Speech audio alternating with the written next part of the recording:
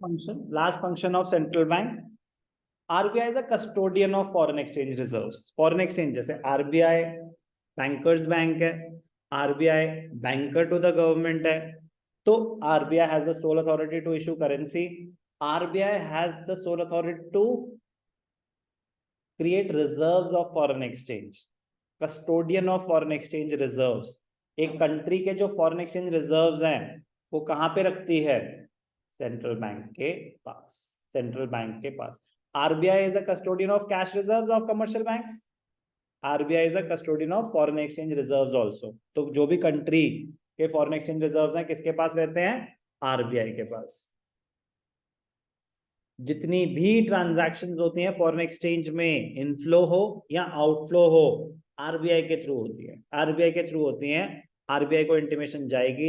आप चाहे अपने बैंक से कर रहे हो, आप तो अपने बैंक से पेमेंट करेंगे ना, बट वो इंफॉर्मेशन कहाँ जाएगी? RBI के पास. नॉर्मल बैंकिंग की नहीं जाती सारी इंफॉर्मेशन, जरूरत नहीं है.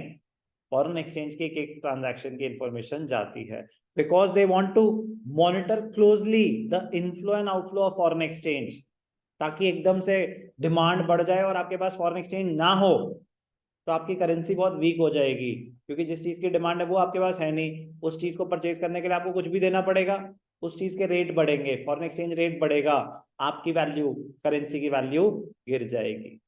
तो अगर RBI की रिस्पॉन्सिबिलिटी है करेंसी की वैल्यू को स्टेबल रखना, इंटरनल एंड एक्सटर्नल पढ़ा था हमने. तो एक्सटर्नल वैल्यू अगर स्टेबल रखनी है, इंटरनल तो डोमेस्टिक टेरिटरी में हो गया, एक्सटर्नल वैल्यू वर्ल्ड ओवर अगर वैल्यू स्टेबल रखनी है तो कंट्री के पास फॉरेन एक्सचेंज रिजर्व्स स्ट्रॉन्ग होने चाहिए.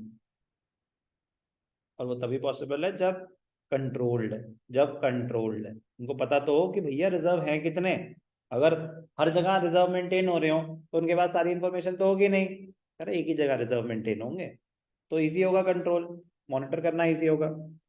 Central bank also acts as a custodian of country's stock of gold reserves, stock of gold and reserves of foreign exchange. तो gold reserves, bullion और foreign exchange सब RBI के पास.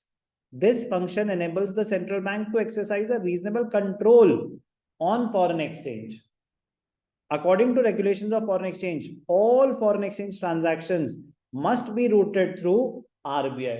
All the transactions must be routed through RBI. Centralization of foreign exchange transactions with RBI serves two objectives. कह रहे क्या फायदा RBI को controller बनाने का, कस्टोडियन बनाने का? Number one, it helps the bank in stabilizing the external value of currency. आपको एक्सटर्नल वैल्यू मतलब $1 के लिए कितने रुपए लगेंगे, £1 के लिए कितने लगेंगे, $1 के लिए कितने, तो एक्सटर्नल वैल्यू हो गई. मतलब इंडिया के बाहर इंडिया करेंसी की वैल्यू क्या है, उसको स्टेबलाइज करने के लिए एक अथॉरिटी चाहिए. तो वो तभी पॉसिबल है जब आपके क्या कोई कंट्रोल कर रहा हो रिजर्व्स ऑफ फॉरेन एक्सचेंज, जिनके पास डेटा पूरा हो, स्ट्रॉन्ग बॉडी हो. अदरवाइज रिजर्व्स डिप्लीट हो गए तो, अब जैसे पाकिस्तान के रिजर्व्स ही तो डिप्लीट हुए, श्रीलंका के रिजर्व्स ही तो डिप्लीट हुए, तो उनकी करेंसी इन्फ्लेशन बहुत ज्यादा मैसिव हो गई, इंपोर्ट्स बहुत कॉस्टली हो गए. तो रिजर्व्स होने जरूरी हैं, और कंट्रोल करने के लिए अगर सेंट्रलाइज्ड हो तो ज्यादा पॉसिबल है, अदरवाइज नहीं. डिसेंट्रलाइज्ड में कंट्रोल खत्म हो जाता है. जैसे क्रिप्टो करेंसी है, वो एक डिसेंट्रलाइज्ड फॉर्म ऑफ करेंसी है, तो इसीलिए तो वॉलेटिलिटी बहुत हाई है, कंट्रोल नहीं है, स्टेबिलिटी नहीं है, तो ये सेंट्रलाइज्ड रहता है. It helps in pursuing a coordinated policy towards BOP, balance of payment situation. BOP एक सेपरेट चैप्टर है हमारा. Balance of payment is a statement. BOP, balance of payments. It is a systematic record of inflows and outflows. Systematic record of inflows and outflows of foreign exchange. Systematic record of inflows and outflows of foreign exchange. कितनी foreign currency country में आई, कितनी foreign currency country से गई, proper record होगा तो पता चलेगा ना. कहीं पता चले कि एक्सपोर्ट्स बहुत कम है, इंपोर्ट्स बहुत ज्यादा है, मतलब demand for foreign currency is very high, और सोर्सेज बहुत कम है, क्योंकि आप सामान बेचेंगे फॉरेन कंट्रीज में तो ही तो पैसा आएगा।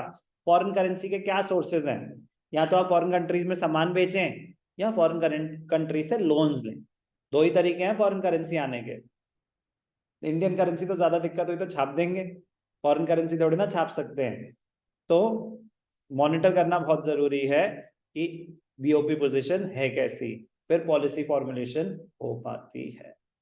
कोई स्टेटमेंट बनेगी तो भी तो पता चलेगा ना इनफ्लोज आउटफ्लोज हो क्या रहे हैं, डेफिसिट है, सरप्लस है, डेफिसिट है तो कितना डेफिसिट है, कहाँ से मीट होगा, लोन्स बोरो करें या क्या है। ये चीजें हम बहुत डिटेल में करने वाले हैं, क्योंकि पूरा चैप्टर है बैलेंस ऑफ पेमेंट, पूरा चैप्टर है बैलेंस ऑफ पेमेंट। अभी काम की बात, RBI is a custodian of foreign exchange reserves. क्यों है वो कस्टोडियन, वो भी आपको पता होना चाहिए, इसी का ही पार्ट है।